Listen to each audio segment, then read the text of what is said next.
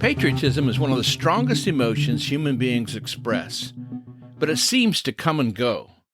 What does patriotism mean in a more skeptical, jaded age? Should we express patriotism at all? And what does it mean when we do? Hi, I'm Rex Rogers, and this is episode number 31 of Discerning What is Best, a podcast applying unchanging biblical principles in a rapidly changing world and a Christian worldview to current issues in everyday life. I grew up in the 1950s and 60s. In the wake of World War II and the Korean War, the 50s was a decade of peace, prosperity, and patriotism. It was like a national take-a-break breather in which families freely celebrated their lives and loved ones. It was Leave It to Beaver.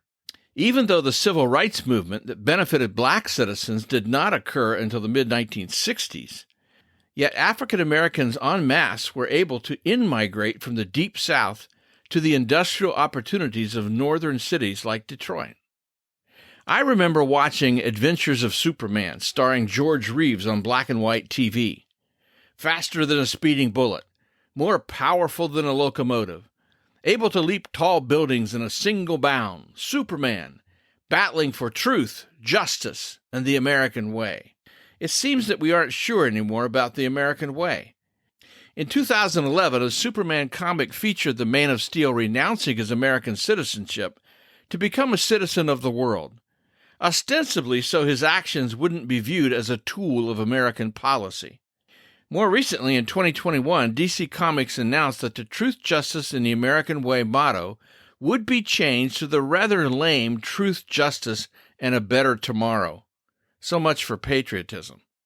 The 1960s weathered the counterculture movement, the beginning of the sexual revolution, assassinations, and of course Vietnam, producing rioting in the streets. Sex, drugs, and rock and roll. Make love, not war. One huge ripple from all this was a culture that no longer trusted political authority, questioned its country's values, and laughed at what was once called the American dream. Fast forward to 2022, and after a relatively brief resurgence of patriotism in the awful aftermath of 9/11, we now find an American culture less apt to express patriotism than ever before. Yes, the national anthem is still played at sports events. And yes, politicians still acknowledge American ideals. And yes, many Americans are still deeply patriotic, as are internationals with respect to their own countries. But a profound social tension exists in the 21st century between those historically expressed American ideals and what people consider their incomplete fulfillment.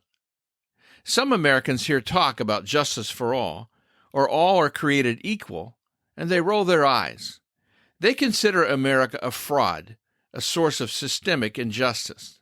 Their anti-American vitriol seems to believe that the U.S. has done nothing right, nor can it, that it is prima facie guilty, and worst of all, cannot be salvaged. Indeed, it should be reset, which means overthrown. Certainly, we must recognize that America now faces certain cultural acids, genuine threats to its historic defining ideals. That is, ideologies that promote moral relativism, bias against Judeo-Christian values, and an unfettered extension of the sexual revolution. And while some have reacted to these developments with uncritical hyper-patriotism, including ill-advised and unbiblical Christian nationalists, it's nevertheless the case that we live once again during a less patriotic age.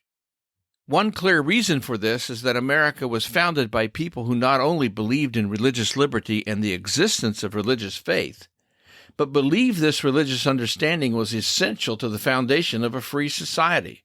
In other words, we need religious faith to survive as a free culture and country.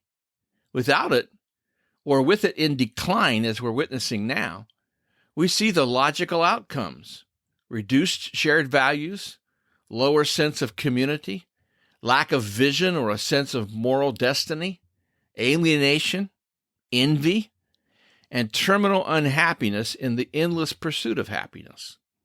But I still believe not only in my Christian faith, but in the timeless ideals upon which the American experiment was founded. I believe because I've seen the evidence of the truth and power of these ideas. the consequences of which have been the freest and most productive society in history.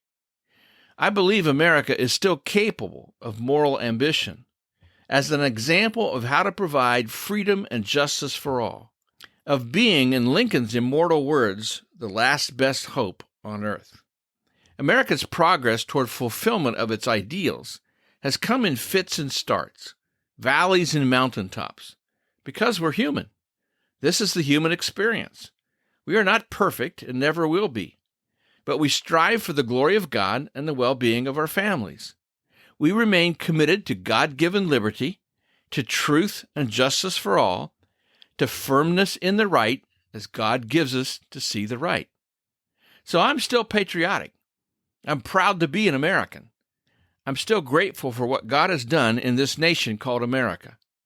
I believe in our defining creed, and I want to reinforce the nation's character for the future and my own grandchildren.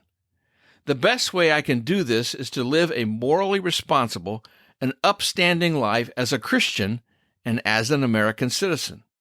Same for you. Be patriotic. Well, we'll see you again soon. This podcast is about discerning what is best. If you find this thought-provoking and helpful, follow us on your favorite podcast platform. Download an episode for your friends. For more Christian commentary, check my website. That's REXM as in Martin. That's rexmrogers.com.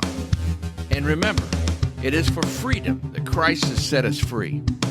Stand firm.